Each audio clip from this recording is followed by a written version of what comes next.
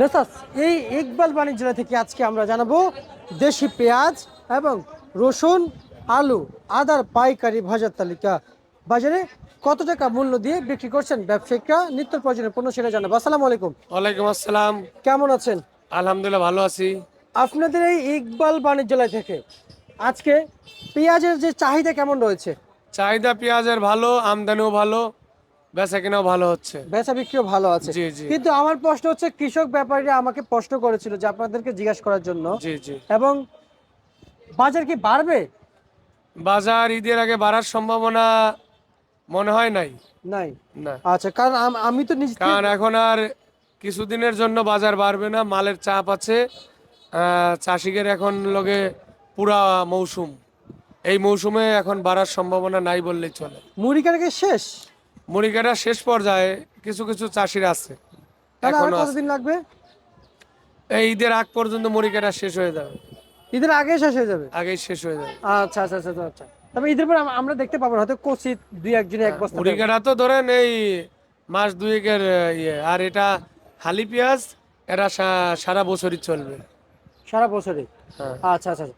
সব মিলিয়ে আজকের এই শ্যামবাজারে এই যে পেঁয়াজ, এগুলোর চাহিদা কেমন আছে? এটা রাজশাহীর পেঁয়াজ, এটা কেমন চাহিদা? 22-23 টাকা বাজার। 22-23 টাকা বাজার? জি জি। আচ্ছা আচ্ছা আচ্ছা। আজকের এই যে মোটা পেঁয়াজ লাল, এগুলো কত করে মোটা চলছে? পেঁয়াজ ওগুলো 18 থেকে 20 টাকা দাম।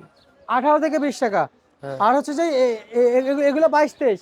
হ্যাঁ, আমরা ওই যে ওইটা বেচছি 25 টাকা, ওটা মধুখালী কানাইপুরের মাল। এই যে যেগুলো না? হ্যাঁ হ্যাঁ হ্যাঁ, আচ্ছা আচ্ছা আচ্ছা আচ্ছা। এগুলো কত বিক্রি করছেন? এটা বেচছি আমরা 25-26।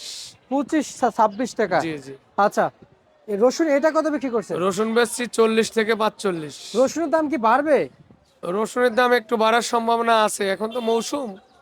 এখন আপনার 40-45 টাকা বাজার।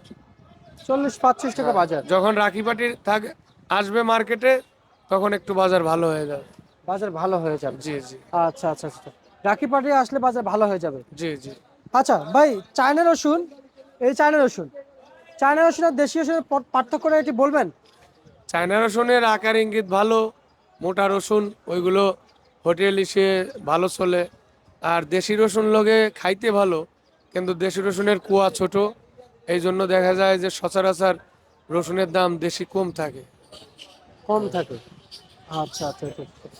তার মানে আমরা এখন যেই বাজার তালিকা দেখছি, জি জি বাজার পরিবর্তনশীল, জি। তাই না? আচ্ছা, ঢাকায় এবং এই শ্যামবাজারে চায়না রসুনের কত বিক্রি চলছে? আমাদের চায়না নাই, আমরা শুধু দেশি। এমনিতে বলা যায় যে চায়না রসুন কত বিক্রি চলছে? চায়না রসুন আপনার বিক্রি হচ্ছে এই 80 থেকে 100 টাকা। 200 না 100? এটা অ্যাকুরেট তথ্য আপনার দিতে পারবো না। চায়না রসুন? চায়না আচ্ছা, রসুন তাহলে না আমাদের দেওয়া নাই। ভালো, হ্যাঁ, কারণ এটা হচ্ছে আমরা যেহেতু জানেন না না, আমাদের যেহেতু নাই। অগ্রিম বলে আর যারা নিউজগুলো দেখবে তারা জি বিভ্রান্ত জি হবে।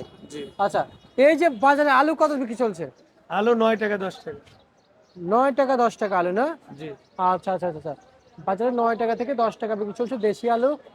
ভাইজান, আলুর বাজার কি পরিবর্তন হবে?